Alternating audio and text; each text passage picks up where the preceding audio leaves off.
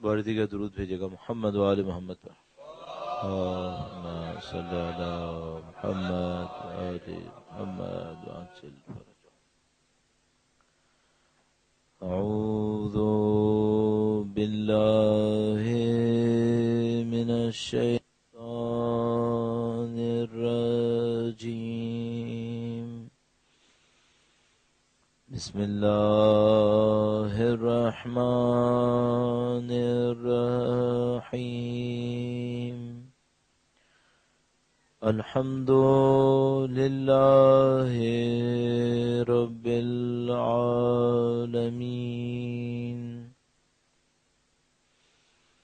والصلاة والسلام على سيد الأنبياء والمرسلين، حبيب إله العالمين بالقاسم محمد. اللهم صل على محمد محمد وعجل فرجه، وعلى آله الطيبين الطاهرين، سيما بقية الله في الأراضين. قال الله تعالى في كتابه الكريم: بسم الله الرحمن الرحيم. أم حسبت أن أصحاب الكهف والرقيم كانوا من آياتنا عجبا. درود بھیجے گا محمد و آل محمد پر. اللهم صل على محمد محمد وعجل فرجه.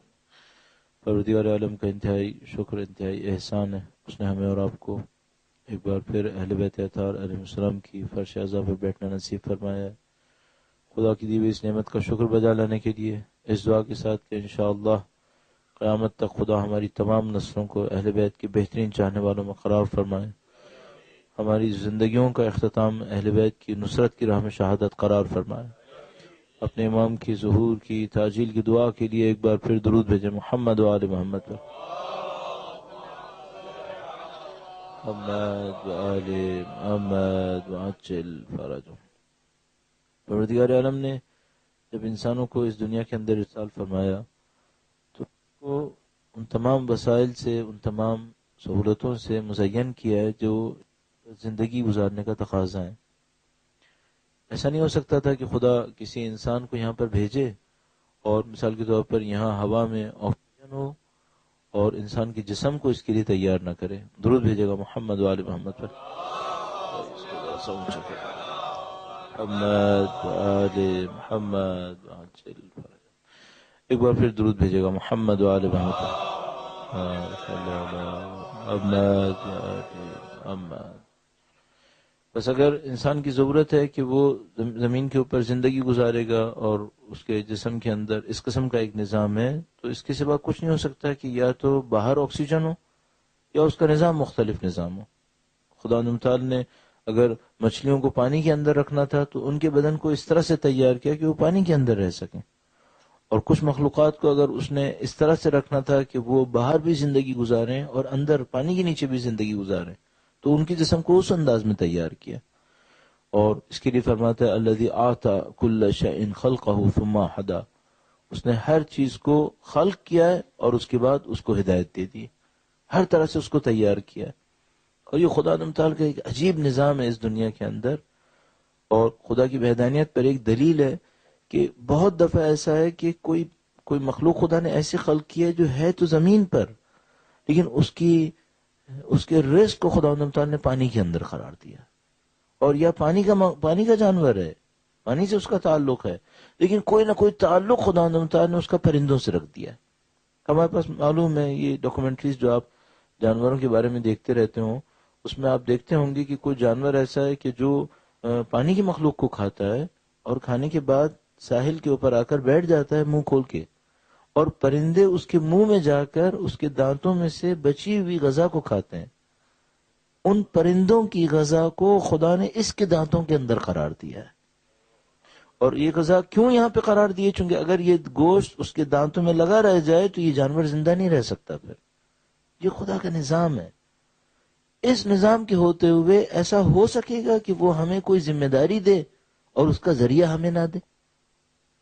جب وہ مچھلیوں، کیڑوں مکوڑوں اور جانوروں کو سب کچھ فراہم کرتا ہے تو ہم انسانوں کو نہیں دے گا؟ اس کا مطلب ہے ممکن نہیں ہے کہ وہ ہمیں ذمہ داری دے کہ تم نے کمال حاصل کرنا ہے، تم نے تزکیہ نفس کرنا ہے، اور اس ذمہ داری کو پورا کرنے کا وسیلہ ہمیں نہ دے. اس نے ہمیں یقیناً وسیلہ دیا. بس عزیزان محترم، کوئی دنیا کے کسی بھی کونے میں رہنے والا یہ نہیں کہہ سکتا کہ خدا نے ہمیں ہدایت کا بندوبست نہیں دیا. خدا نے ہمیں ہدایت نہیں دی. اور میرا اپنے خیال ہے کہ شاید کوئی صراحت کے ساتھ یہ بات نہیں کہے گا، لیکن کم ٹون میں ایسی باتیں کہنے والے کم نہیں ہیں جو اس بات کو مقرر کہہ رہے ہیں. یعنی میں کہہ رہا ہوں کہ ایسا نہیں ہوگا کوئی یہ کہ خدا نے مجھے ہدایت نہیں دی، لیکن ایسا سننے والوں سے بہت سنیں گے کہ اگر یہاں پر فنا علماء ہوتے تو یہاں بہت بہتر ہو جاتا. آپ نے کم نہیں سنا ہوگا. مثلا پاکستان میں کتنے لوگ کہنے والے ہوتے ہیں اگر اس طرح کے علماء ہمارے یہاں معاشرے میں ہوتے تو نہیں معلوم ہم لوگ کہاں پہنچ جاتے. کس پہ الزام لگا رہے ہیں؟ خدا پہ الزام لگا رہے ہیں کہ ہم تو اچھے تھے لیکن خدا نے ہماری ہدایت کے لیے عالم نہیں بھیجے. ایسا ہو سکتا ہے کیا؟ اور میں ان کی خدمت میں عرض کر رہا ہوتا ہوں کہ یہ الزام مت لگاؤ خدا کے اوپر.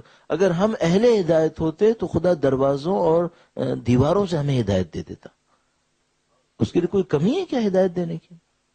اگر ہم اہل ہدایت ہوتے اور اگر کوئی اہل ہدایت ہو اور خدا سے واقعا ہدایت مانگ رہا ہو تو کیا خدا نے حابیل کی قتل کرنے والوں کو بھی ہدایت نہیں دی تھی کہ دفن کیسے کرنا ہے؟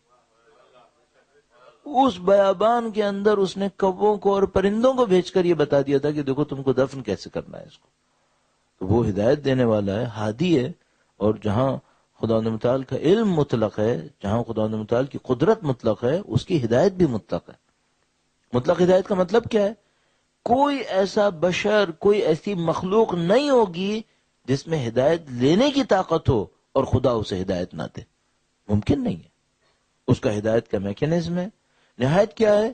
ہم یہ چاہتے ہیں مجھے کوئی اسپیشل بینیفٹ ملے ہدایت کے معاملے کے اندر.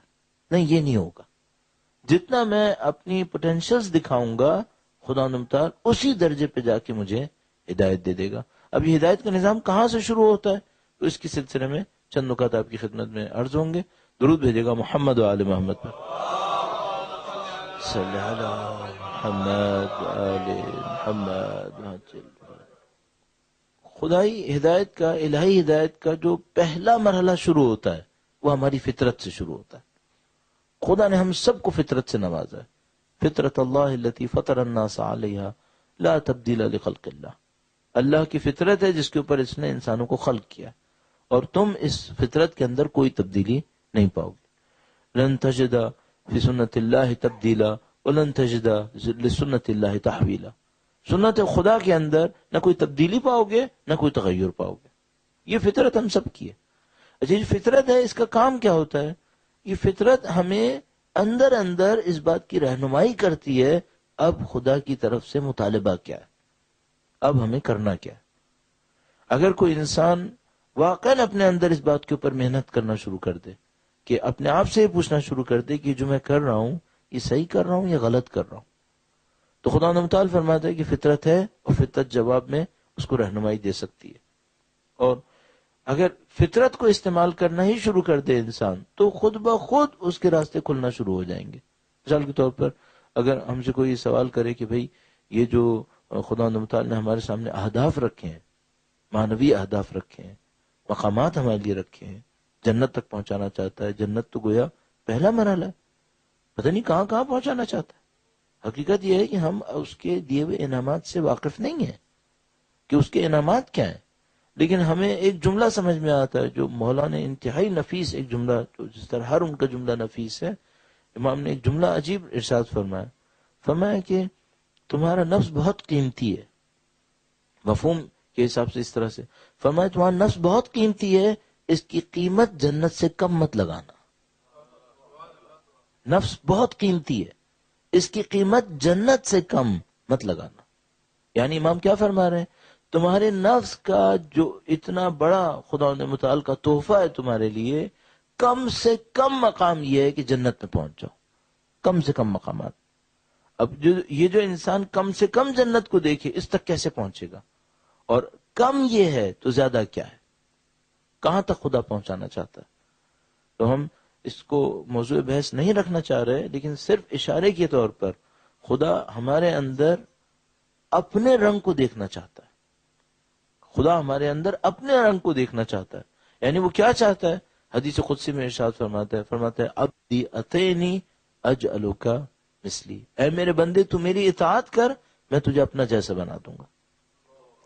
اپنا جیسا بنا دوں گا. ظاہر ہے کوئی خدا نہیں بن سکتا، کوئی مخلوق خدا نہیں بن سکتی.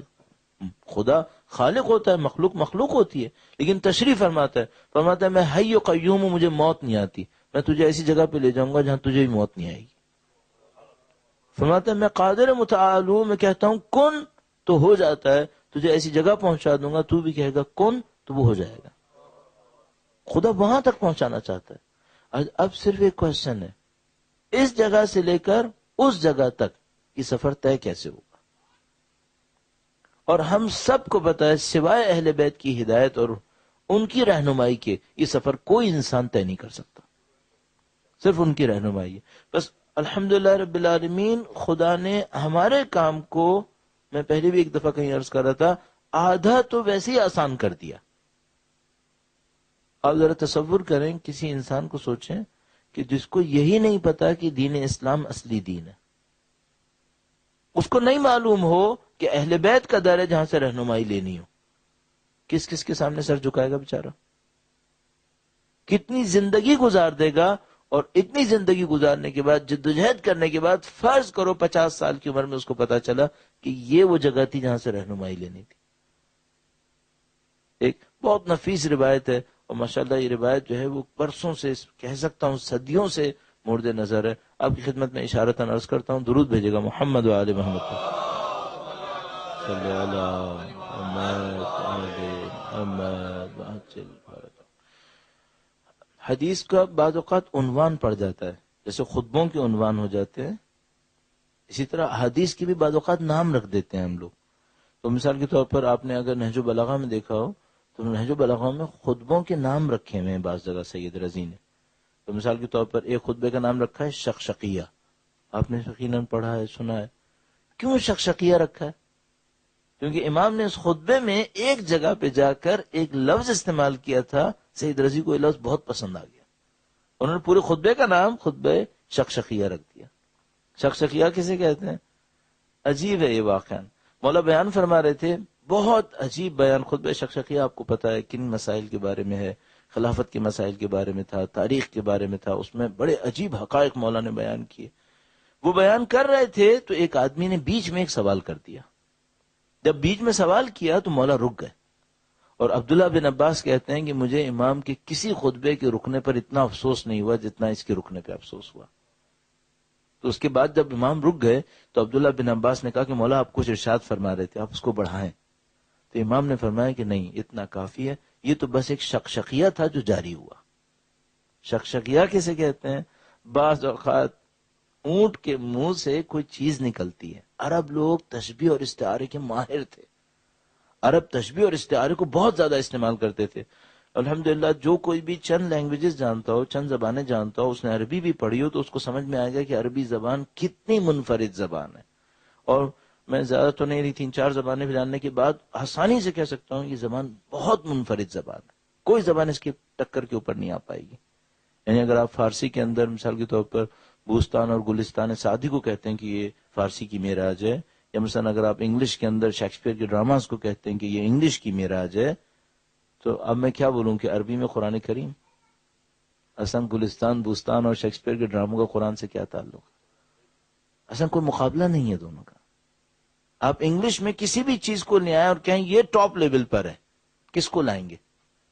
فارسی میں کیا لائیں گے ٹاپ لیول کے اوپر؟ آپ نثر میں زیادہ سے زیادہ سعدی کی گلستان بوستان لائیں گے، اور اگر نظم میں گئے تو مولانا جلال الدین رومی کی یا حافظ کو لے آئیں گے.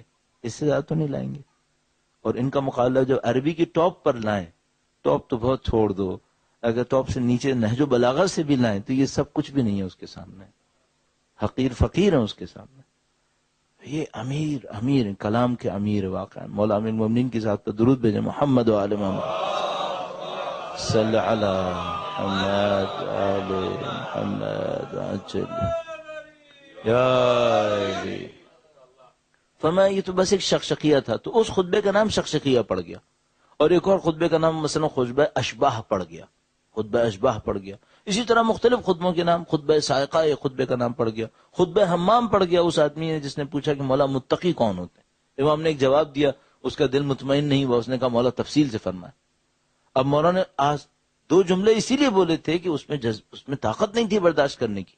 اب جو متقی کو بیان کیا امام نے، اتنا بیان کیا چیخ مار کے گرا اور مر گیا. تو لوگوں نے کہا کہ مولا یہ تو مر گیا. امام نے فرمایا مجھے اسی کا خطرہ تھا کہ اس کا نفس برداشت نہیں کر پائے گا. اس کا نام حمام تھا، اس کا نام خطبہ حمام پڑ گیا. تو یہ جو حدیث ہے اس کا نام حدیث عنوان بصری پڑا. عنوان بصری کیوں عنوان بصری پڑا؟ اس بندے کا نام عنوان بصری تھا، عنوان بصری تھا. اور یہ جو عنوان بصری تھا اس کی مثال میں حدیث عرض نہیں کروں گا، آپ کبھی محنت کر کے اس کو نیٹ وغیرہ پہ دیکھ لیجئے. یہ حدیث منفرد احادیث میں سے ایک حدیث ہے. یعنی اگر کسی نے معنوی ترقی حاصل کرنی ہے یہ حدیث اس کی الف بے ہے. اس کے بغیر کسی کو معنوی ترقی نہیں ملے گی، یہ الف بے ہے. اور میں طالب علم ہوں 30 سال سے، میرا نہیں خیال ایران عراق میں اور نظام تشیع کے اندر کوئی کسی عرفانی مقام پر پہنچا ہوگا بغیر اس حدیث کو پڑھے ہوئے. کوئی نہیں آگے بڑھا اس کے بغیر. تو آپ کم سے کم اس حدیث کو ایک دفعہ ضرور پڑھ لیجئے. ہم نے الحمدللہ رب العالمین اس کے اوپر چونکہ بہت طولانی مجالس پڑھ چکے ہیں، پورا عشرہ اس کے اوپر پڑھ چکے ہیں، لہذا آپ جرات نہیں کرتے، لوگ کہیں گے بہت زیادہ تکرار کر رہے ہیں کہ اس کے اوپر بار بار عرض کریں. لیکن آپ اس کو ضرور ایک دفعہ مطالعہ فرما لیجئے گا. انشاءاللہ نیٹ پہ آپ سرچ کریں گے تو آپ کو مل جائے گی عنوان بصری. درود بھیجے گا محمد و آل محمد پر.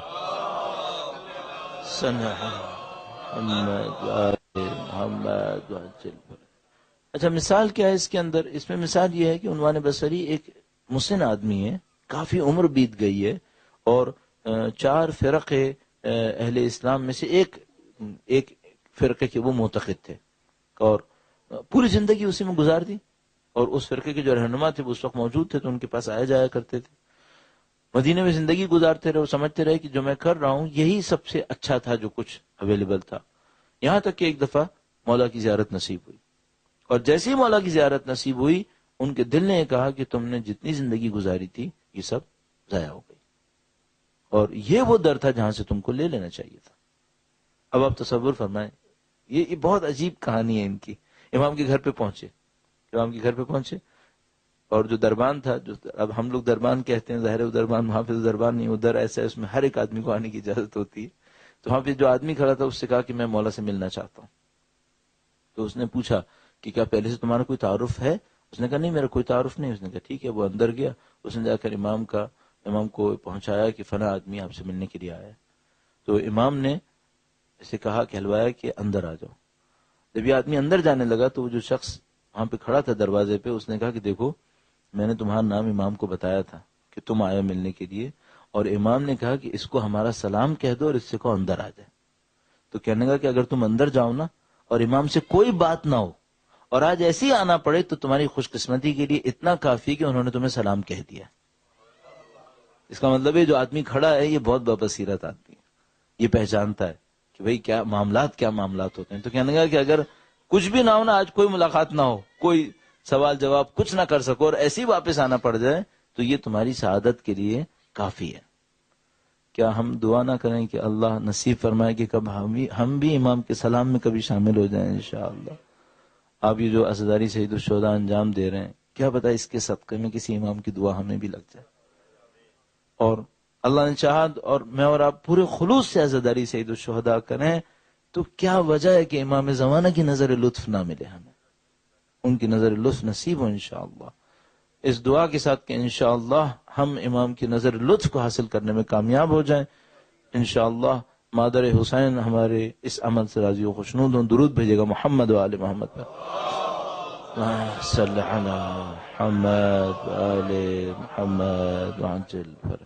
وہ اندر داخل ہوتے ہیں اور امام کی خدمت میں حاضر ہوتے ہیں، امام سے ایک سوال کرتے ہیں، امام ایک جواب دیتے ہیں، اور وہی مختصر جواب کہتے ہیں مجھے کوئی نصیحت کرے، امام ایک نصیحت فرماتے ہیں، نصیحت بہت مختصر ہے، مختصر نصیحت ہے، اور گویا اب امام اشارہ کرتے ہیں کہ اب تم واپس جاؤ، تو یہ دل کھول کر اپنا بیان کر دیتے ہیں اور کہتے ہیں کہ مولا میں فلاں فرقے کا ماننے والا تھا اور میں نے ساری زندگی اس پہ گزار دی، اور میں دیکھیں اب میں بوڑھا ہو گیا.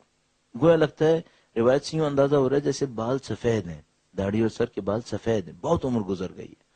تو کہنے ہیں کہ میری زندگی گزر گئی ہے اور اب مجھے سمجھ میں آیا کہ میں صحیح راستے کے اوپر نہیں تھا. تو کہنے کہ میں نے آپ کو دیکھا تو آپ کی محبت میرے دل میں آ گئی، اور میں ڈر رہا تھا کہ میں آپ کے پاس جاؤں گا تو مجھے اندر جانے کا موقع نہیں ملے گا. اس کے بعد انہوں نے کیا کیا، کہنے کہ میں اس خاطر میں آپ کی جد امجد کے روزے پہ گیا تھا. واقعہ چھٹے امام کی حیات طیبہ کا ہے. کہنے کہ میں آپ کی جد امجد کے روزے پہ گیا تھا، میں نے رکعت نمازیں پڑھی ہیں، بہت نمازیں پڑھی ہیں، اور نمازیں پڑھ کے آپ کی جد امجد سے دعا کی تھی کہ اے نبی میرے لیے ان کے دل میں کچھ جگہ بنا دے تاکہ میں جب ان کے پاس جاؤں تو یہ مجھے موقع دے دے. کوئی مانگنے والا ہو تو یہاں تک پہنچ سکتا ہے. امام نے ان کو ایک روایت سنائی اور کہا کہ اب تم نے یہ کہا تو میں تم کو روایت سناتا ہوں اور ایک وعدہ کرو کہ اس پہ عمل کرو گے. امام بصری نے کہا کہ میں دل و جان سے کروں گا، کیونکہ میری تو زندگی گزر گئی ہے. میں آپ سے یہ عرض کرنا چاہ رہا تھا، خدا کا شکر ہے ہمارے پاس یہ در ہے، صرف ایک کمی ہے، ہم نے صحیح استفادہ نہیں کیا. جس طرح ہمیں سیکھ لینا چاہیے تھا ہم نے نہیں سیکھا. امام ان کو روایت ارشاد فرماتے ہیں اور اس روایت کے ارشاد فرمانے کے بعد ان سے وعدہ لیتے ہیں کہ تم اس کے اوپر عمل کرو گے. اور اس روایت کو آپ کبھی موقع ملے آپ ضرور دیکھیے گا، طولانی روایت ہے، 10-12 جملات ہیں اس کے اندر جو امام کی احکامات اور ان کی ہدایات ہیں کہ تم جب بھی کرو گے اس طریقے سے کرو گے. ابتدا بہت سادہ ہے، مثلا فرمایا جب بھی کھانا کھاؤ گے، جب بھی کھانا کھانے لگو گے بسم اللہ پڑھو گے. اب بہت سادہ سی بات ہے، کوئی یہ کہے کہ بھئی یہ تو بہت سادہ سی بات ہے، لیکن ہمیشہ ذہن میں رکھیے گا صرف کہنا کافی نہیں ہے. انسان جب بھی کھانا کھائے، کیا مطلب جب بھی کوئی رزق میں یاد رکھے کہ خدا کی طرف سے، میں نہیں ہوں جس نے یہ حاصل کیا ہے، یہ خدا ہے جس نے مجھے دیا ہے. کاش ہم ان چیزوں کو جو چھوٹی چھوٹی چیزیں ہیں اپنی زندگی کے اندر جاری کر لیں. جب بھی کچھ ملے، ہم لوگوں کے ساتھ ایک غلطی ہے، ہم لوگ اس کی طرح ہیں جو یہ دیکھتا ہے کہ دینے والے نے کیا دیا ہے، ہم لوگ نہیں دیتے کہ دینے والا کون ہے جس نے دیا ہے. ہمارے ساتھ بڑی مشکل ہو گئی ہے. تو آپ کو جب بھی زندگی میں کچھ ملے سب سے پہلے خیال کریں جو دینے والا تھا، اصلی دینے والا وہ کون تھا، وہ خدا تھا. باقی سب یہ کہ کس کے ہاتھوں سے ملا اور کیا ملا یہ بھی اتنا اہم نہیں ہے. اہم یہ ہے کہ وہ جو دینے والا تھا وہ خدا تھا. اور اس کو اگر ہم ذہن میں لے آئے، اسی طرح امام نے چند نصائح ارشاد فرمائے، اس پہ غور فرمائیے گا، انشاءاللہ خدا متعال ہمیں عمل کی توفیق نصیب فرمائے گا. درود بھیجے گا محمد و آل محمد پر. صلی اللہ محمد و آل محمد عرض ہو رہا تھا کہ خدا متعال نے ہمیں فطرت سے نوازا ہے اور بحمدللہ رب العالمین ہمارے کام کو آسان کر دیا، ہمیں اس در تک پہنچا دیا. کسی کی عمر بیتتی ہے تب وہ اس در تک پہنچتا ہے، لیکن الحمدللہ ہمارا کام آسان ہے. اور کل آپ کی خدمت میں یہ بات بھی عرض ہوئی تھی کہ وہ کون سا پیرامیٹر ہے جس کے اوپر ہم یہ کہہ سکیں کہ یہ آدمی کامیاب انسان ہے.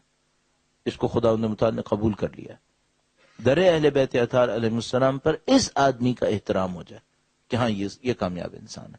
کل آپ کی خدمت میں عرض ہوا تھا عبداللہ ابن زبیر کے بارے میں کہ وہ سینہ چوم رہا تھا لیکن وہ کامیاب انسان نہیں تھا. وہ رو بھی رہا تھا لیکن وہ کامیاب انسان نہیں تھا. ظاہری احترام سب کچھ کر رہا تھا. ہم نے عرض کیا اس کے اندر ایک مشکل تھی. وہ کیا تھی؟ نیت اس کی صحیح نیت نہیں تھی. نیت صحیح نہیں تھی. اس کی نیت اپنے سیاسی مفادات تھے اور یہ ان کے نزدیک قبول نہیں ہے. اب ہمیں یہ دیکھنا پڑے گا وہ جو اصلی ترین اہل بیت کے چاہنے والے ہیں اور وہ جو باقی لوگ ہیں ان میں بنیادی ترین فرق کیا ہوتا ہے. اچھا کچھ چیزیں جو ہمیں سمجھ میں آتی ہیں کہ ہاں کبھی کبھی یہ فرق بھی ہوتا ہے. مثلا علم کا فرق ہوتا ہے. جو اہل بیت اطہار علیہ السلام کے سچے چاہنے والے ہوتے ہیں، ان جو آپ واقعا جن کو اہل بیت سے بہت نزدیک پائیں گے، وہ علم میں کسی مقام کے اوپر ہوں گے، لیکن ہمیشہ یہ فرق نہیں ہوتا، ہمیشہ صاحب علم نہیں ہوتے، جو علم جس معنی میں ہم لوگ کہتے ہیں۔ تو کیا مثال کے طور پر ہمیشہ وہ ہوتے ہیں جو عبادتیں زیادہ کرتے ہیں؟ ہاں، یہ بھی ایک معیار ہوتا ہے، اور بہت اچھا معیار ہے، کہ یہ معیار برا معیار نہیں ہے کہ عبادتیں زیادہ کرتے ہیں۔ اور میں اگر آپ کی توجہ اس نقطے پر دلاؤں کہ کس طرح عبید اللہ ابن زیاد حضرت مسلم بن عقیل کو پہچان رہا تھا، تو جب حضرت مسلم بن عقیل کوفہ میں تشریف لائے، عبید اللہ ابن زیاد حضرت مسلم بن عقیل کو چہرے سے نہیں جانتا تھا، نہ اس کے جاسوس جانتے تھے، اگر وہ خود جانتا بھی ہو اس کے جاسوس نہیں جانتے تھے۔ حضرت مسلم بن عقیل مدینہ سے آئے تھے، وہ کوفہ میں زندگی نہیں گزارتے تھے، تو جو کوفہ میں عبید اللہ ابن زیاد کے جاسوس تھے وہ حضرت مسلم بن عقیل کو نہیں جانتے تھے۔ تو عبید اللہ ابن زیاد نے جب ان کو حکم دیا کہ تم جا کے پکڑ کے لاؤ، تو انہوں نے کہا ہم پہچانیں گے کیسے؟ ظاہر ہے کوئی زمانہ ٹیلی ویژن اور پکچرز وغیرہ کا نہیں تھا، کہا ہم پہچانیں گے کیسے؟ عبید اللہ ابن زیاد نے کیا نشانی بتائی؟ کہنے کا جا کے دیکھو مسجد میں جس کی عبادتیں سب سے زیادہ ہوں اور سب سے زیادہ دلچسپی سے ہوں وہ مسلم بن عقیل ہے۔ کیوں؟ اس خاندان سے زیادہ اچھی عبادت کوئی نہیں کر سکتا، اس خاندان سے زیادہ عبادتوں میں سرگرم کوئی نہیں ہوگا۔ تو تم جا کے دیکھو وہ انسان کون ہے، وہ مسلم بن عقیل ہوگا۔ یہ اچھا پیرامیٹر ہے کہ کسی کی عبادتیں زیادہ ہوں، لیکن ہم اس کے مقابلے میں جانتے ہیں ایسے لوگوں کو کہ نہیں، جن کی عبادتیں بھی دکھانے میں بہت زیادہ تھیں لیکن در حقیقت کامیاب انسان نہیں تھے، وہ اس طریقے سے کامیابی حاصل نہیں کر پائے تھے۔ اصلی پیرامیٹر کہاں پر بنے گا؟ میں دو ایسے انسانوں کی مثالیں آپ کی خدمت میں رکھوں گا جس سے آپ خود ایکسٹریکٹ کر لیں گے کہ یہ کامیابی کا اصلی معیار کہاں سے بنے گا، کہ جو مشکل میں پڑے، امتحان میں پڑے، دو راستے پر کھڑے ہوئے، ایک نے صحیح فیصلہ کیا اور ایک نے غلط فیصلہ کیا۔ درود بھیجے گا محمد و آل محمد، صلی علی محمد آل محمد وعجل سلام اللہ، اللہم صلی علی محمد آل محمد وعجل یا علی۔ ہم سب کے سامنے بہت واضح مثال ایک اس شخص کی کہ جو امتحان میں پڑا اور کامیاب نہیں ہوا، وہ عمر ابن سعد کی مثال ہے، اور ہم سب کے سامنے بہت واضح مثال جو امتحان میں پڑا اور کامیاب ہو گیا، وہ حضرت حر کی مثال ہے۔ یہ ہم سب کے سامنے بہت واضح ہے، اور دونوں تقریباً ایک ہی زمانے کے اندر، مشکل سے مہینے دو مہینے کے فرق کے ساتھ، اور ان دونوں کا ایک بیک گراؤنڈ بھی ہے۔ یعنی مثال کے طور پر عمر ابن سعد، ایسا نہیں کہ اس کا کوئی بیک گراؤنڈ نہیں ہے، نہیں، اس کا باپ مشہور معروف آدمی ہے، اس کے باپ کا بہت احترام ہے سوسائٹی کے اندر، اور مثال کے طور پر لوگ اس کو پہچانتے ہیں کہ ہاں یہ فاتح ہے، یہ عبادت گزار ہے، اور یہ اس کا بیٹا ہے۔ تو ایسا نہیں کہ یہ آدمی اننون ہے اور کوئی چھوٹا آدمی ہے معاشرے کے اندر، نہیں، یہ معاشرے میں بڑا آدمی ہے۔ اسی طرح اگر حضرت حر کی طرف جاتے ہیں، حضرت حر کا ایک مقام ہے، یعنی اگر پورے کوفہ میں بہادر آدمی کوئی چنے تو حضرت حر کو چنتا تھا، یہ آدمی بہادر ہے۔ ان کا ایک مقام تھا فوجیوں کے درمیان، لڑنے والوں کے درمیان، اور انسان ہونے کے ناطے اعلیٰ پائے کا انسان تھا۔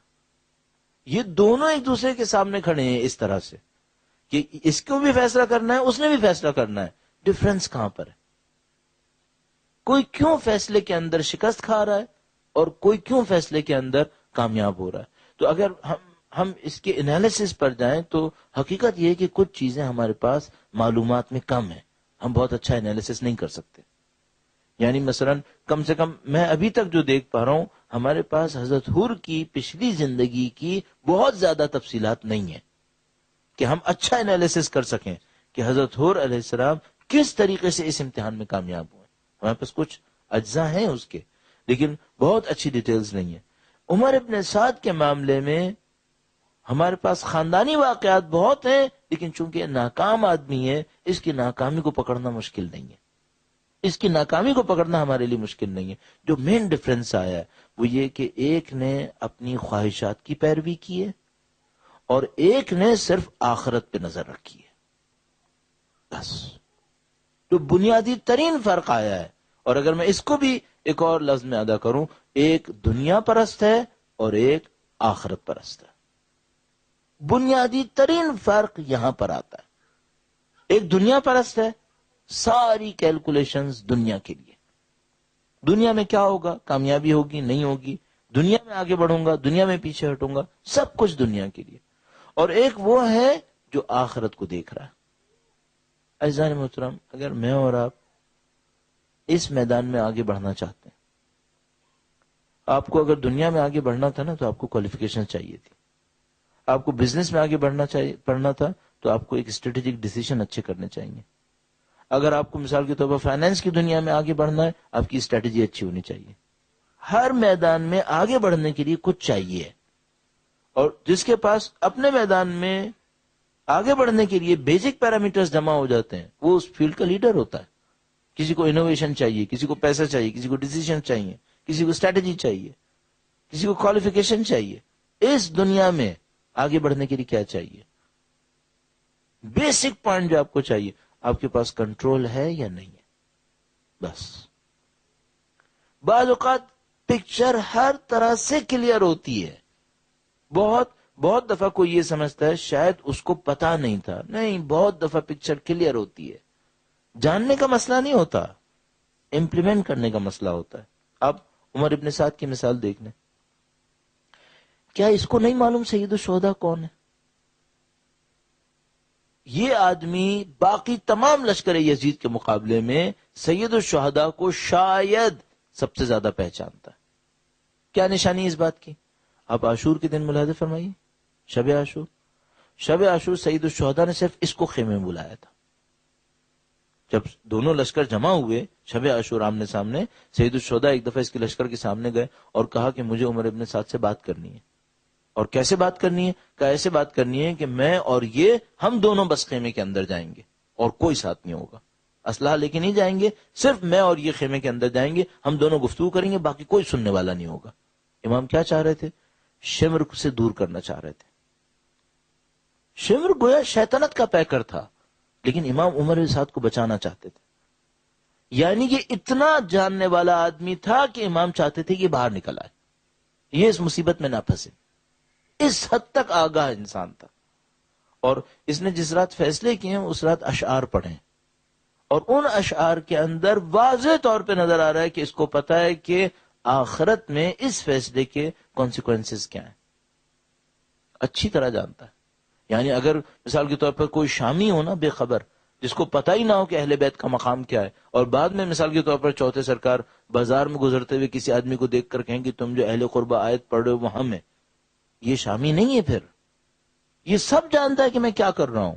اس کو پتا ہے میں سید الشہداء سے لڑوں گا میری عاقبت کیا ہو جائے گی. اپنے آپ کو کیسے مطمئن کرتا ہے؟ کہتا ہے آج میں سید الشہداء سے لڑوں گا، کل توبہ کر لوں گا، کل توبہ کر لوں گا. ایسے اس جاہل کو یہ نہیں پتا کہ توبہ کرنے کے لیے بھی ایک توفیق چاہیے. اور اگر تو سید الشہداء سے لڑ رہا ہے تو اب توفیق میں تیرے لیے بچے گا کیا؟ پھر تیرا رابطہ کیا رہے گا خدا کے نظام سے؟ تو کہاں سے توبہ کرے گا؟ کیا توبہ انسان اپنی طرف سے کرتا ہے کیا؟ یہ خدا ہے جو توبے کی توفیق دیتا ہے. تو اگر کوئی سید الشہداء سے لڑ بیٹھے گا تو کیا توقع کر رہا ہے کہ توبے کے لیے دروازہ کھلا رہے گا؟ ابھی کوئی شفاعت کا امکان رہے گا پھر کیا؟ کتنا عجیب تھا کہ جب یہ سید الشہداء کے سر اقدس کو لے کے جا رہا تھا قافلہ، تو ایک موقع کے اوپر ایک جگہ سر اقدس کو رات کے اوپر رکھا، رات کے وقت میں رکھا. صبح کو سامنے دیوار کے اوپر کسی نے لال سے کچھ لکھا ہوا تھا. ظاہر خدا متعال کا معجزاتی نظام تھا. لال سے کیا لکھا تھا؟ گویا خون سے لکھا ہوا تھا کہ اس قوم پر کتنی بدبختی ہے جو میری شفاعت کا انتظار کرے اور میرے نواسے کو مارنے کے در پہ ہے. کتنی بدبختی کی بات ہے کہ یہ آدمی یہ سمجھ رہا ہے عمر ابن سعد کہ میں سید الشہداء کو شہید کروں، مار دوں، اس کے بعد توبے کا دروازہ کھلا ہے میرے لیے، توبہ بھی کر سکتا ہوں. کہاں کی توبہ پھر؟ اچھا اب اس آدمی میں کیا کہیں گے؟ اس نے کیوں یہ غلطی کی ہے؟ صرف ایک وجہ ہے، اسے کنٹرول نہیں ہے، اپنی خواہشات پہ کنٹرول نہیں کر سکا. ادھر میں جو حضرت حور کا معاملہ ہے وہ بہت واضح ہے، ان کو مکمل کنٹرول ہے اپنے اوپر، مکمل کنٹرول. کیوں؟ وہ جب میدان کے اندر اترے ہیں اور صبح عاشور ہوئی ہے تو انہوں نے ایک مکالمہ کیا، اور اس مکالمے کے اندر صرف اتنا پوچھا ہے کیا تو سید الشہداء سے جنگ کرے گا؟ اس نے کہا میں کروں گا. عمر سعد نے کہا میں کروں گا. کہا اچھا کرے گا تو کیا ادھر تک بات جائے گی کہ سید الشہداء کا سر بھی کاٹے گا؟ کہنے لگا ہاں میں کروں گا. حضرت حر نے اس کے بعد سوال نہیں کیا, معاملہ ختم. کیوں؟ گویا حضرت حر اب تک یہ سمجھ رہے تھے کہ معاملہ جنگ تک نہیں جائے گا. بس واحد ایک ایکسکیوز جو حضرت حر کے پاس تھا وہ یہ تھا کہ معاملہ جنگ تک نہیں جائے گا, یہ اتنا بے حیا نہیں ہے کہ یہ سیدہ کے بیٹے کے اوپر ہاتھ اٹھائے گا. حضرت حر بس یہ سوچے بیٹھے تھے کہ عمر سعد اتنی بڑی غلطی نہیں کرے گا. صبح عاشور انہوں نے اندازہ لگایا کہ نہیں, یہ بدبخت جہنم کی طرف جا رہا ہے, یہ شب عاشور سید الشہداء کے ساتھ مذاکرہ بھی کر چکا ہے اور اب اس کے اندر بچنے کا کوئی امکان نہیں رہا. لہذا اس کے پاس گئے, ویریفائی کیا, کہا تو یہ کرے گا؟ اس نے کہا میں کروں گا. کہا گردنوں تک بات جائے گی؟ کہا گردنوں تک بات جائے گی. ٹھیک ہے, بس معاملہ ختم. کہا بس اب ہمارا راستہ ایک دوسرے سے جدا. اس کا مطلب کیا ہے؟ مکمل کنٹرول حضرت حر کے ہاتھ میں. اس کو پوری رات لگی ہے عمر سعد کو اپنے آپ سے لڑتے ہوئے کہ میں حسین کا ساتھ دوں یا حسین کی مخالفت کروں. حضرت حر کو ایک لمحہ نہیں لگا. کیوں؟ انہوں نے صرف اس بات کو کلیئر کیا, آیا واقعا جنگ ہوگی اور کیا واقعا سید الشہداء کے اوپر شمشیر چلنے والی ہے؟ اگر چلنے والی ہے اب میرا اس سے کوئی تعلق نہیں ہے. معاملہ ختم. فوراً فیصلہ کیا. عزیزان محترم, اگر میں اور آپ اس مکتب کے شاگرد بننا چاہتے ہیں ہمیں کنٹرول چاہیے, ہمیں کنٹرول چاہیے. اور اس میں ایک اور چیپٹر ہے, میں آپ کی خدمت میں اس کے حوالے سے عرض کر دوں. درود بھیجے گا محمد و آل محمد پر. صلی اللہ محمد. جب ہم اس طرح کی باتیں کر رہے ہوتے ہیں کربلا کے حوالے سے اور مثال کے طور پر اہل بیت اطہار علیہ السلام کی حیات طیبہ کے حوالے سے, تو ہمارے بعض دوست احباب گویا اس دنیا کو کوئی اور دنیا سمجھتے ہیں اور اپنے آپ کو ایک علیحدہ دنیا میں دیکھتے ہیں. مثال کے طور پر سننے والا ممکن یہ سوچ رہا ہو کہ بھئی میں لندن میں رہ رہا ہوں, میرا ان مسائل سے کیا براہ راست تعلق. ٹھیک ہے, یہ جو باتیں ہیں یہ عنوان بصری کے لیے اچھی ہیں, حضرت حر کے لیے اچھی ہیں. ٹھیک ہے, میں ایک سادہ ماننے والا ہوں, میرا ان باتوں سے کیا تعلق ہے. میں آپ سے ایک بات پوچھوں گا, یہ قربانیاں کس کی ہدایت کے لیے دی گئی ہیں؟ یہ جو فرش عزا پہ بلایا گیا ہے یہ کیوں بلایا گیا؟ آیا فرش عزا پر صرف اس لیے بلایا کہ تم لوگ گناہ کرتے رہنا اور ہم تمہیں بخشواتے رہیں گے؟ نہیں, اس سے بڑھ کر کے لیے بلایا ہے. کس بات کے لیے بلایا ہے؟ فرمایا تم ایسے بننا کہ تم دنیا سے نکلو تو فرشتے بن کے نکلنا. وہ نہیں چاہتے ہم گناہگار بن کے نکلیں یہاں سے. یہ تو انہوں نے ہمارے لیے در رحمت کھولا ہے کہ خدا نہ کرے اگر تمہارے گناہ رہ گئے ہم بخشوا دیں گے. لیکن کیا وہ ہمیں گناہگار یہاں سے لے جانا چاہتے ہیں؟ نہیں, ہرگز نہیں. ہمیں کس صورت میں لے جانا چاہتے ہیں؟ وہ ہمیں جون کی طرح لے جانا چاہتے ہیں, ہمیں سفید چہروں کے ساتھ, نورانی چہروں کے ساتھ لے جانا چاہتے ہیں. وہ چاہتے ہیں ہم بلا داغ جائیں یہاں سے. وہ چاہتے ہیں ہمارا ایک مقام ہو اس دنیا کے اندر. تو عزیزان محترم, بلا شک و شبہ گناہ کبیرہ کے لیے ان کی شفاعت موجود ہے. جو انہوں نے فرمایا شفاعت اہل الکبائر من امتی, نبی کا قول ہے. نبی اور ان کی آل کی شفاعت یقیناً گناہ کبیرہ کو شامل ہے. لیکن کیا وہ ہمیں گناہ کبیرہ میں مبتلا یہاں سے دنیا سے بھیجنا چاہتے ہیں؟ نہیں, قطعاً نہیں. آپ اپنے مقام کو کم کیوں کر رہے ہیں؟ جو دوست احباب اس بات پہ اصرار کرتے ہیں کہ وہ ہماری شفاعت کروا دیں گے, میں ان سے پوچھوں گا تم چھوٹے درجے میں دنیا سے جانا چاہتے ہو, بڑے درجے میں جانا چاہتے ہو؟ کیوں اپنے آپ کو اس درجے میں نہیں لے جاتے جہاں وہ ہمیں دیکھنا چاہتے ہیں؟ وہ ہمیں گناہگار نہیں دیکھنا چاہتے. اور بلکہ ایک شاعر نے اتنا نفیس ایک شعر کہا اگر اس نے کہا کہ اگر گناہگاروں کی شفاعت امیر المومنین نے کروانی ہے اور مجھے مجرم بن کے ان کے سامنے جانا ہے تو میں کوشش کروں گا یہاں جرم نہ کروں. میں گندا ان کے سامنے کیوں جاؤں؟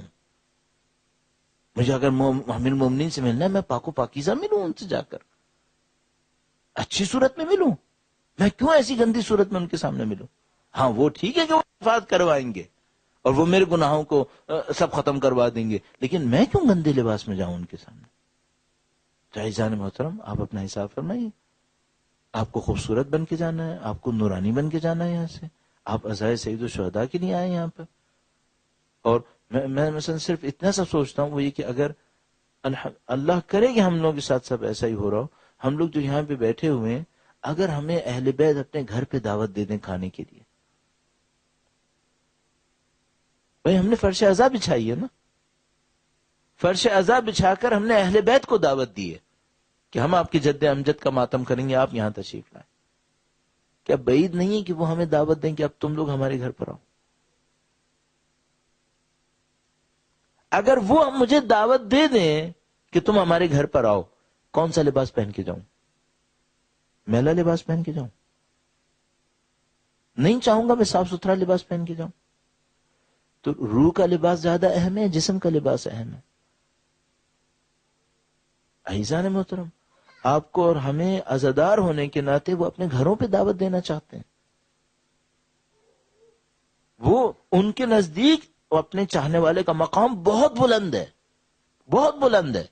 وہ اپنے چاہنے والے کو بہت اونچی جگہ تک لے جانا چاہتے ہیں. ہمارے پاس روایت موجود ہے اس معاملے کے اندر. درود بھیجے گا محمد و آل محمد پر. صلی علی محمد و آل محمد وسلم. ایک ایک بات کا اپنے ماننے والے کا خیال کرتے ہیں، ایک ایک بات کا، کہ یہ اس جگہ پہ پہنچے گا تو یہ ہوگا، اس کے ساتھ یہ ہونے والا ہے تو ہم پہلے سے ہم یہ کر دیں گے. یہ جو کربلا ہے اس کے بہت سارے واقعات ہیں. میں اپنے ٹاپک کے اوپر کنسنٹریٹ کرنے کی خاطر اب مزید حاشیے میں نہ جاؤں.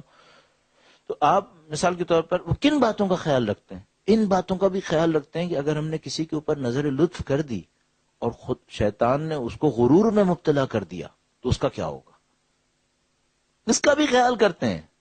ایک دفعہ ایک واقعے میں، بہت نفیس واقعہ ہے یہ، مولا آٹھویں امام علی بن موسیٰ رضا علیہ السلام صلی اللہ محمد آل محمد وسلم.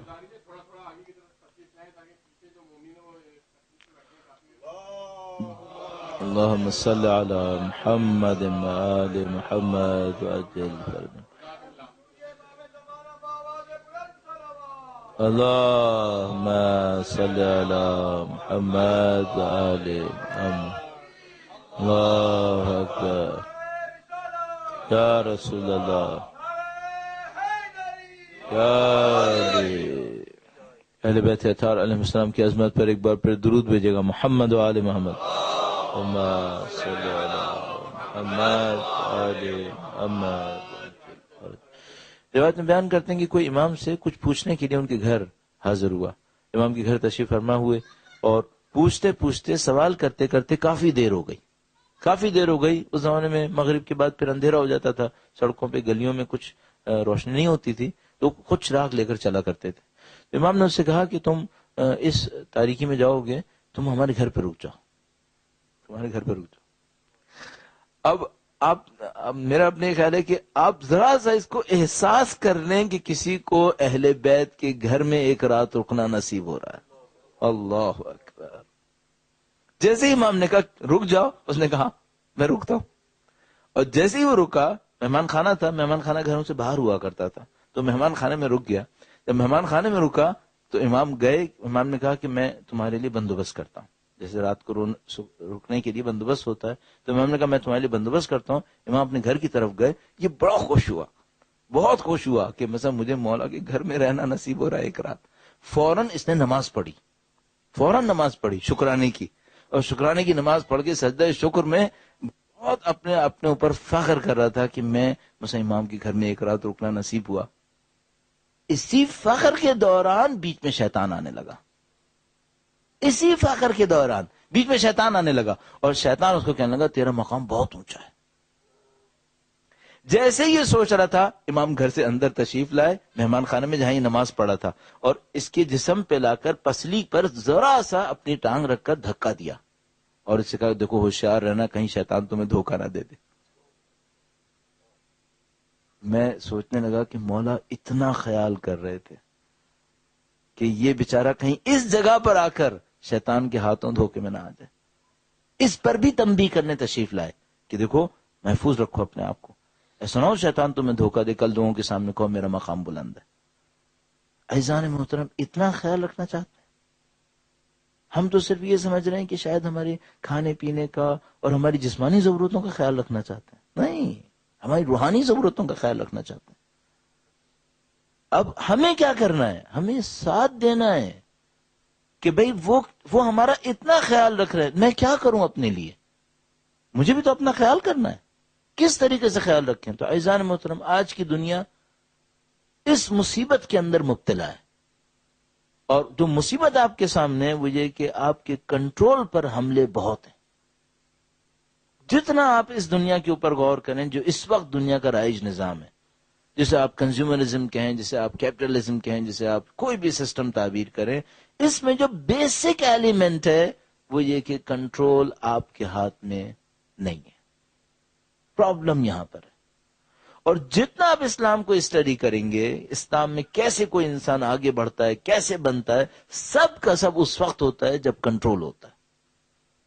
جب مجھ سے کوئی یہ کہتا ہے نا کہ اسلامی کلچر اور میٹیریلزم کے اندر ڈفرنس کیا ہے، تو اسلامی کلچر اور میٹیریلزم کے اندر ڈفرنس کوٹ اور پینٹ کا نہیں ہے کہ مثال کے طور پر میٹیریلزم کے اندر کوٹ پینٹ پہنے گا اور اسلام کے اندر وہ شلوار قمیض پہنے گا یا مثلا عربک لباس پہنے گا۔ نہیں، یہ ڈفرنس نہیں ہے، یہ بیسک ڈفرنس نہیں ہے۔ مثلا ڈفرنس یہ ہوگا جو اسلامک کلچر والا ہوگا اسے عربک آتی ہوگی، پرشین آتی ہوگی، جو ویسٹرن کلچر والا ہوگا یا مثلا میٹیریلزم والا ہوگا اسے انگلش اور فرینچ اور جرمن آتی ہوگی۔ نہیں، کیسے ہو سکتا ہے یہ ڈفرنس نہیں ہے۔ وہ ناشتے میں یہ کھائے گا، یہ ناشتے میں یہ کھائے گا، نہیں، یہ بھی ڈفرنس نہیں ہے۔ وہ ایسے گھر میں رہے گا، یہ ایسے گھر میں نہیں، قطعاً ان میں سے کوئی ڈفرنس نہیں ہے۔ ڈفرنس کیا ہے؟ جو اسلامک کلچر والا ہوگا اسے اپنے نفس پہ کنٹرول ہوگا، اور جو اس میٹیریلزم کے اندر بہ رہا ہوگا اس کو اپنے اوپر کوئی کنٹرول نہیں ہوگا۔ اس آدمی کو اس کی عقل چلائے گی، اس آدمی کو اس کی خواہشات چلائیں گی، اور اگر آپ کو وہ خواہشات پہ چلنے والا عقل مند نظر آئے گا نا تو اس کی عقل مزید خواہشات کے لیے پلاننگ کر رہی ہوگی۔ آپ کو وہ بڑا عقل مند نظر آئے گا، کریڈٹ کارڈ بہت دیکھ دیکھ کے استعمال کرتا ہے، اپنے بینک بیلنس کو دیکھتا ہے، اپنی ویکیشنز کو ارینج کرتا ہے۔ یہ جو اتنی عقل نظر آ رہی، کس بات کی نظر آ رہی ہے؟ کہ اپنی خواہشات کو اور زیادہ کیسے حاصل کر سکتا ہے۔ اس کا مطلب ہے محور دوبارہ کیا ہو گیا؟ پھر خواہشات۔ اور انہوں نے خواہشات کا ایسا گھیرا بنایا ہوا ہے کوئی اس سے باہر نہیں نکلے گا۔ اب جو آپ کے ساتھ مشکل ہے، جو اہم ترین کام ہے وہ یہ کہ آپ اپنے کنٹرول کو امپلیمنٹ کیسے کریں گے۔ اچھا، کنٹرول کے اندر یہ میں چند جملے اور کنٹرول کے اوپر عرض کرتا چلوں اور پھر کل انشاءاللہ اس کو مزید آگے بڑھائیں گے گفتگو کو۔ کنٹرول کے اندر ایک بہت پازیٹیو چیز ہے اور ایک بہت نیگیٹو پرابلم ہے اس کے اندر۔ کنٹرول میں بہت پازیٹیو یہ ہے کہ اگر کوئی امپلیمنٹ کرے تو کنٹرول بڑھنا شروع ہو جاتا ہے، اور نیگیٹو سائڈ یہ ہے کہ اگر آپ اس کو لوز چھوڑ دیں تو پھر کنٹرول لوز ہونا شروع ہو جاتا ہے۔ آپ کہیں گے بات تو سادہ سی ہے، ہاں سادہ سی، میں ایکسپلین کرنے کی کوشش کرتا ہوں۔ درود بھیجے گا محمد و آل محمد پر، صلی علی محمد و آل محمد وعجل فرجہ۔ فرض کریں آپ نے کنٹرول امپلیمنٹ کرنا ہے کہ آپ اللہ کے راستے پہ چلیں گے یا شیطان کے راستے پر، اور بہت واضح 2 اور 2 4 کی طرح، جیسے عمر ابن سعد کا کیس میں نے بتایا آپ کی خدمت میں۔ اس کو یہ فیصلہ کرنا ہے۔ اچھا، اس کو یہ فیصلہ کرنا ہے تو اسے کنٹرول چاہیے نا، اسے کنٹرول چاہیے۔ یہ کنٹرول ڈیولپ کیسے کرے گا؟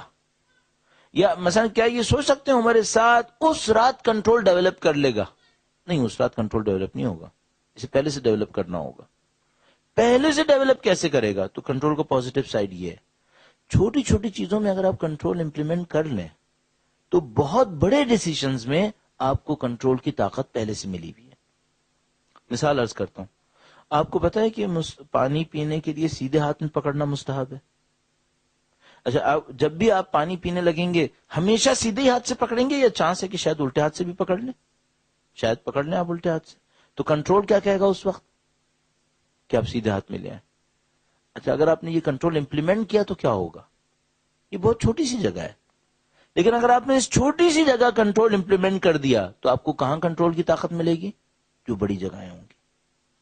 یہ کنٹرول کی پازیٹیو سائڈ ہے۔ آپ کیا کریں، چھوٹے چھوٹے مستحبات پر پوری پابندی سے عمل کرنا شروع کر دیں۔ چھوٹے چھوٹے مستحبات لے لیجئے، ان چھوٹے مستحبات پر، جس کو میں یوں ہی کہہ رہا ہوں، جس کو لوگ کہتے ہیں یہ بے ضرر مستحبات ہیں۔ بھئی آپ نے پانی سیدھے ہاتھ سے پیا یا الٹے ہاتھ سے پیا، کوئی آپ کو پکڑے گا اس پہ؟ شاید آپ اسلام کے اور قوانین کو امپلیمنٹ کریں تو شاید آپ کو کوئی پکڑ لے کہ بھئی تم نے ایک کام کیوں کیا، اس کو کرنے کے لیے آپ کو سوسائٹی سے لڑنا پڑے گا۔ لیکن یہ جو آپ سیدھے ہاتھ سے پیئیں یا الٹے ہاتھ سے پیئیں، اسے کسی سے لڑنا ہے آپ نے نہیں، کس سے لڑنا ہے؟ اپنے آپ سے۔ اور تو کچھ نہیں ہے. چھوٹی چھوٹی جگہوں پر کنٹرول کو امپلیمنٹ کریں. مثال کے طور پر آپ نے جوتے پہننے، دونوں جوتے آپ نے پہننے، ایک پہن کے تو باہر نہیں آئیں گے آپ، دونوں جوتے پہننے. اچھا کوئی آپ کو فورس کرے گا کہ پہلے الٹا پاؤں ڈالیں؟ نہیں. کون فیصلہ کر رہا ہے؟ آپ. پہلے الٹا ڈالنا ہے سیدھا ڈالنا ہے؟ دین اسلام کہہ رہا ہے مستحب ہے، پہلے سیدھا پاؤں ڈالو، امپلیمنٹ کرو. آپ کہیں گے بھئی یہ بے ضرر سا مستحب ہے، اس پہ عمل کر کے مجھے کیا ملے گا؟ تمہارا کنٹرول بڑھے گا، تمہاری اٹینشن بڑھے گی، کنسنٹریشن بڑھے گی. اور یہ وہ چیز ہے جس کی اس وقت پرابلم بنی ہوئی ہے. آپ اپنی لائف کے اندر دیکھیں گے مجھے کرنا کیا ہے. یہ جو آپ دیکھ رہے ہیں ہماری سوسائٹی میں لوگ ڈیسیژن نہیں لے پا رہے ہیں، حتیٰ یہاں ڈیسیژن نہیں لے پا رہے اپنی زندگیوں کے بارے میں. کیوں نہیں لے پا رہے؟ Lack of concentration. کنسنٹریشن کی طاقت ختم ہو گئی ہے. اور اس میں بہت سارے راز ہیں ہمارے پاس. بہت چھوٹی چھوٹی چیزوں سے آپ اپنے کنٹرول کو امپلیمنٹ کر سکتے ہیں. مثال کے طور پر بلا وجہ میں پاؤں مت ہلائیں. اچھا اگر میں ہلا لوں گا تو کیا ہوگا؟ کچھ نہیں ہوگا. لیکن آپ بلا وجہ میں ہلا رہے ہیں، اس کا مطلب کیا ہے؟ آپ کو کنٹرول نہیں ہے. کیوں نہیں ہے کنٹرول؟ کریں کنٹرول. بہت ساری ایسی چیزیں ہیں. مثال کے طور پر اسلام کہتا ہے کہ بھئی دانت سے ناخن کاٹنا مکروہ ہے. اچھا اگر کوئی کاٹ لے تو کیا ہوگا؟ کچھ بھی نہیں ہوگا. کیا مکروہ ہے تو اس میں فائدہ کیا ہوگا؟ فائدہ ہی ہوگا، وہ کنٹرول آئے گا. کیوں کنٹرول لوز کرنا پڑا؟ آپ چھوٹی چھوٹی چیزوں میں اپنے کنٹرول کو بڑھانا شروع کر دیں. جب آپ چھوٹی چھوٹی چیزوں میں اپنے کنٹرول کو بڑھائیں گے، خود بخود آپ کو اپنے اوپر کنٹرول اور بڑھنا شروع ہو جائے گا. اور پھر ایک موقع آئے گا کہ جب سخت فیصلہ کرنا ہوگا، آپ فوکس ہوں گے، آپ کنسنٹریٹ کریں گے، کنٹرول کو امپلیمنٹ کریں گے، آپ سخت فیصلے میں بھی کامیابی سے باہر آئیں گے. یہ وہ بنیادی ترین راستہ ہے. عزیزان محترم، یہ جو میں نے ابھی آپ کی خدمت میں چھوٹی سی بات عرض کی 10-15 منٹ کے اندر، میں آپ کو مطمئن ہو کے عرض کر رہا ہوں، یہ ریکارڈڈ ہے، میں کئی دفعہ عرض کر چکا ہوں. 30 سال ہو گئے مجھے طالب علم بنے ہوئے، شاید مجھے اس سے زیادہ اہم تربیت کے اندر کوئی پوائنٹ اب تک سمجھ میں نہیں آیا ہے. یہ تربیت کا اہم ترین پوائنٹ ہے. اپنے کنٹرول کو اپنے اندر اسٹرانگ کریں. اور ایک دفعہ آپ کا کنٹرول بننا شروع ہو گیا اپنے اوپر، تو پھر سمجھ لیجئے اب آپ کے لیے اللہ کی اطاعت آسان ہے. ورنہ اطاعت آسان نہیں ہے، اطاعت بہت مشکل کام ہے. پھر درود بھیجے گا محمد و آل محمد. صلی علی محمد و آل محمد وعجل فرج. اچھا کس مستحب کا انتخاب کیا جائے؟ میں آخر تک لے جاؤں تاکہ بیچ میں کوئی جگہ رہ نہ جائے. کس مستحب کا انتخاب کیا جائے؟ ماہ محرم ہے، دوسری محرم کی تاریخ ہے. ایک مستحب ہے، جب بھی پانی پیو امام حسین کو یاد کرو. مستحب ہے. کیا نہیں کر سکتے کہ یہاں سے شروع کریں؟ یہ چھوٹا سا ایک مستحب ہے، اور اس مستحب میں اتنی عبادتیں جمع ہو رہی ہیں کہ جس کو ہم پتہ نہیں مرنے کے بعد سمجھ پائیں گے کہ یہ کتنا بڑا کام ہو گیا. اس کو جمع کر لیں اپنے اندر. یعنی میں اس کو ابھی پیچھے بھی عرض کر رہا تھا پچھلی مجلس میں بھی، وہ یہ کہ اگر ہم یہ کرنے لگے نا تو اس کا مطلب ہے ہم 365 دن مجلسیں کر رہے ہوں گے. 365 دن مجلس کر رہا ہوں، ہر روز 3 دفعہ مجلس کر رہا ہوں، 4 دفعہ مجلس کر رہا ہوں. کیوں؟ ہمیں امام حسین کو یاد کرنا ہے. اچھا اگر یاد کریں گے تو کیا ہوگا؟ تعلق بنے گا. تعلق کا خود اپنا ایک فائدہ ہے، اور یہ بہت عجیب فائدہ ہے. یہ جو تعلق جڑ جاتا ہے، اور کاش ہمارا سید الشہداء سے تعلق اور بڑھنا شروع ہو جائے. الحمدللہ رب العالمین. میں پھر بار بار اس پہ شکر ہر مجلس کے شروع میں بھجواتا ہوں، آپ کے لیے بھی اور اپنے لیے بھی، کہ نہیں معلوم خدا نے کتنی بڑی نیکی دی ہوئی ہے کہ ہم فرش اعضاء پہ بیٹھے ہوئے ہیں. خدا کا نہیں معلوم کتنا بڑا احسان ہم پر ہو گیا. اس سے قطع نظر کے شفاعت قیامت کے دن اس پر ملے گی، اس سے قطع نظر کے اس کا ثواب ہوگا. اتنا کچھ ہمیں فرش اعضاء کے صدقے میں مل رہا ہے. دوسری قومیں جو اس معاملے کو سمجھنے والی ہیں ہم پہ حسرت کر رہی ہیں کہ ان کو یہ کیا نعمت ملی ہوئی ہے جو ہمیں نہیں ملی بھی. یہ جو اتنے لوگ یہاں پہ جمع ہوئے ہیں، ذرا مادی دنیا میں جا کر پوچھیں کہ آپ کو 150 ملکوں کے اندر ساری اتنی بڑی تعداد شب عاشور جمع کرنی ہے. کتنا کچھ کرنا پڑے گا. 150 ملک بھی شاید میں کم کہہ رہا ہوں، اگر دنیا کے اندر 220 سے زیادہ ملک ہیں تو شاید 200 ملکوں کے اندر ایک ٹائم کے اندر، ایک دن 2 دن کے اندر اتنے لوگوں کو جمع کرنا ہے، اور کتنے جذبات کے ساتھ، اتنے جذبات کے ساتھ کہ وہ مرنے کو تیار ہیں. اس کو جمع کرنے کے لیے کتنی لاجسٹک چاہیے، کتنی لاجسٹک چاہیے، اور کچھ نہیں چاہیے، صرف ہمیں حسین کا نام چاہیے بس. کتنی بڑی نعمت ہے خدا نے دی ہے، اور کیا کچھ اس نام نے نہیں کیا ہے. اور میں اتنی چیزیں عرض کرنے کے بعد پھر ایک جملہ عرض کروں گا. ہم نہیں ہیں جو عزا کر رہے ہیں، عزا ہے جو ہمیں سنبھالے ہوئے ہے. یہ عزا ہمیں سنبھالے ہوئے ہے. جو ہم نے ان تجربوں کے اندر عجیب دیکھا ہے. یہ جو پاکستان میں ابھی 1-2 سال کے اندر تجربے ہوئے ہیں اور اس میں کچھ دھرنے وغیرہ ہوئے ہیں، ادھر ہم نے اس بات کو اپنے تمام تر وجود کے ساتھ احساس کیا ہے کہ عزاداری نے قوم کیسے بنائی ہے. عزاداری نے قوم بنائی ہوئی ہے. یہ قومیں نہیں جنہوں نے عزا کو سنبھالا ہے، اس عزا نے ہمیں بنایا ہوا ہے. اور اگر ہم اتنے دشمنوں کے ہوتے ہوئے بھی ابھی تک زندہ ہیں، الحمدللہ رب العالمین، ہماری طاقت مسلسل بڑھ رہی ہے. یہ خود بھی ایک ٹاپک ہے کہ غیبت کبریٰ میں ہماری طاقت بڑھ کیسے رہی ہے، اور ہم کیسے اس جگہ تک پہنچے، یہ سب اس عزا کے صدقے میں ہوا. اس عزا کے ساتھ ہمارا ایک تعلق ہے، اور یہ تعلق اس وجہ سے ہے کہ جن کی عزا ہے انہوں نے بڑی مصیبتیں اٹھائی ہیں. اگر عزا میں جذبات نہ ہوتے تو 1400 سال کسی سیمینار نے نہیں چلنا تھا. یہ عزا کا جذباتی حصہ تھا جس نے اس کو جاری رکھا ہوا. یہی جو آپ ماتم کر رہے ہیں، یہی جو آپ مرثیہ پڑھ رہے ہیں، یہی جو ہم مصائب پڑھ رہے ہیں، یہ جو آپ مصائب پہ گریہ کر رہے ہیں، اس نے اس کو باقی رکھا ہوا ہے. انٹلیکچوئل ڈسکشن سے کوئی چیز 1400 سال نہیں چلنی تھی، ان جذبات کے ذریعے سے چلی ہے. اور یہ جذبات کیوں تھے یہاں پر؟ کیا کوئی انسان نہیں روئے گا جب سید الشہداء جیسے کو کربلا میں پیاسا جانتا ہے دیکھے گا؟ آیا انسان ہے، ان کے دلوں میں، سینوں میں دل نہیں ہے؟ آج دنیا کے سامنے کوئی کھڑا ہو جائے اور دنیا کے سامنے کہا جائے کہ کسی کا 6 ماہ کا بچہ ہو وہ پانی مانگ رہا ہو،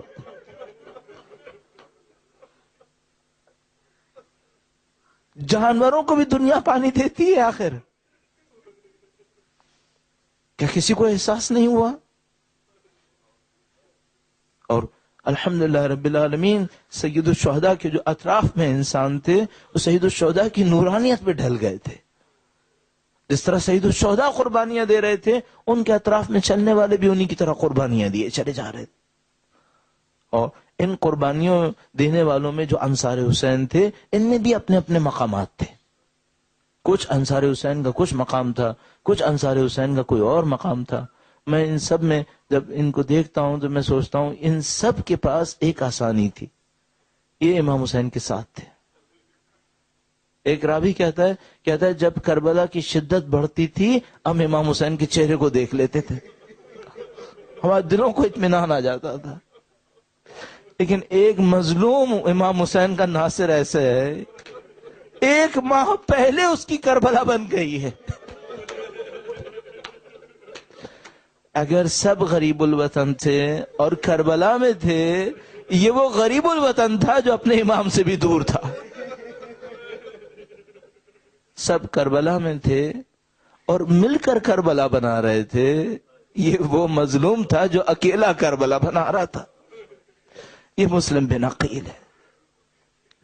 کوفہ کے اندر غریب الوطن امام کا نمائندہ جس کا کوئی پوچھنے والا نہیں ہے، اور ایک موقع آتا ہے کہ کوفہ کی گلیوں کے اندر اکیلا آگے پیچھے جا رہا ہے اور صرف ایک بات سوچ رہا ہے کہ کاش کوئی حسین کو بتائے وہ مزید آگے نہ آئے. سید الشہداء کا سچا عاشق، سید الشہداء کا چاہنے والا. اور یہ جو عاشق ہوتا ہے، یہ جو چاہنے والا ہوتا ہے، اس کی ایک خاصیت ہوتی ہے، وہ جس کو چاہتا ہے اس کی مصیبتوں کو اپنے سر پہ لے لیتا ہے.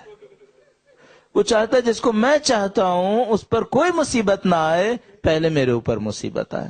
تو عزیزو، یہ جو کربلا کی تاریخ میں جب لوگ شہید ہونے گئے تو ان لوگوں نے ایک ترتیب تشکیل دی، اور ترتیب میں یہ رکھا کہ جس کا رشتہ حسین سے نزدیک ہے پہلے دور والے اپنی قربانیاں دیں گے۔ تو پہلے دور والے قربانی دیتے آئے، اور جتنے امام حسین سے نزدیک آ رہے تھے ان سے کہتے تھے نہیں، پہلے ہم قربان ہوں گے پھر آپ قربان ہونا۔ لہذا آخر میں جا کر حضرت ابو الفضل عباس کو آنے دیا، ورنہ پہلے کوئی تیار نہیں تھا، کہا جب تک ہم زندہ ہیں ابو الفضل پہ بات نہیں جانی چاہیے، پہلے خود قربان ہوتے رہے۔ مسلم بن عقیل کے بچے گئے قربانی دینے کے لیے، کہا نہیں ہمارے چچا پہ بات نہیں آئے گی، پہلے ہم قربان ہوں گے۔ یہ بڑا عجیب داستان تھی، اور اسی طریقے سے بی بی کے بچے اور محمد پہلے قربان ہوئے، کہا ماموں پہ بات نہیں آئے۔ بڑی عجیب داستان تھی یہ کہ پہلے قربان ہونے کے لیے جاتے رہے وہ لوگ، اور مسلم بن عقیل وہ تھا جو سب سے پہلے قربان ہونے گیا۔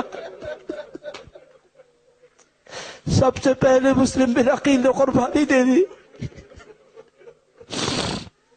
بس ایک موقع آیا، ایک گلی کے اندر تنہا بیٹھے ہوئے تھے توآ کے گھر کے سامنے، اس مظلومہ سے کہا کہ کوئی پانی کا بندوبست کر دو، اس نے پانی پلایا۔ مسلم بن عقیل نے جیسے ہی پانی پیا سید الشہداء کو یاد کیا کہ میرے مولا راستے میں ہے، نہیں معلوم ان کے اوپر کیا بیتنے والی ہے۔ تو نے پوچھا تو کون ہے؟ کہا میں وہ ہوں جس کو کوفیوں نے بلایا اور اس کا ساتھ نہیں دیا۔ کہا کہیں تو مسلم بن عقیل تو نہیں ہے؟ مسلم بن عقیل کی غربت کی داستان ہر جگہ مشہور تھی کہ مسلم بن عقیل تنہا رہ گئے۔ بس توآ نے اپنے گھر میں بلایا، مسلم بن عقیل گھر میں رکے۔ رات کا ایک پہر آیا، گویا کہتے ہیں مسلم بن عقیل کے بارے میں جاسوسوں کو اطلاع دے دی گئی تھی۔ مسلم بن عقیل کے اطراف میں فوجیوں نے محاصرہ کرنا شروع کیا۔ توآ سے کہا کہ اے توآ، میرا لباس، میرا اسلحہ لے کر آ، مجھے دشمن کا مقابلہ کرنا ہے، مجھے گھر سے باہر نکلنا ہے۔ تو اس مومنہ نے کہا کہ اے امام کے جانثار، اے امام کے سفیر، میں اپنے گھر کا دروازہ بند کر دیتی ہوں، آپ میرے گھر کو اپنا قلعہ بنائیں، میرے گھر کے اندر بیٹھ جائیں اور باہر دشمن سے مقابلہ کریں تاکہ آپ کی جان محفوظ رہے۔ عزیزو، ہم لوگوں نے ہاشمی غیرت کے بارے میں بہت کچھ سنا، ہاشمی بہت غیرت مند ہے۔ میں معذرت چاہتا ہوں جو سادات یہاں پہ تشریف فرما ہے ان کے بارے میں یہ جملہ عرض کروں، بہت غیرت مند ہے۔ شاید اللہ نے نہیں چاہا کہ مسلم شام غریبہ دیکھے۔ مسلم بن عقیل نے توآ سے کہا توآ، میں مارا جاؤں گا تو اجنبی تیرے گھر میں گھسیں گے، میں قبول نہیں کروں گا۔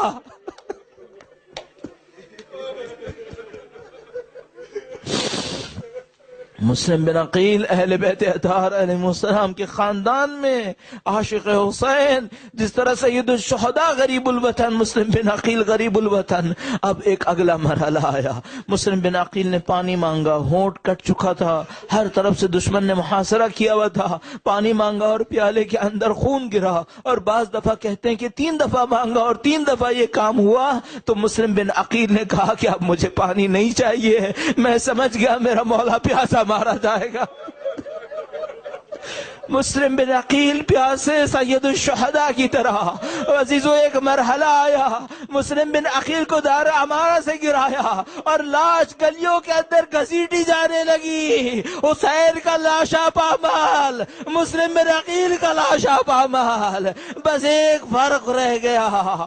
مسلم بن عقیل کی شہادت کی خبر آئی، سید الشہداء نے بچی کو اپنے زانو پر بٹھایا، اس کے سر پہ ہاتھ پھیرا، گوشوارے لٹکائے، تماچے لگے۔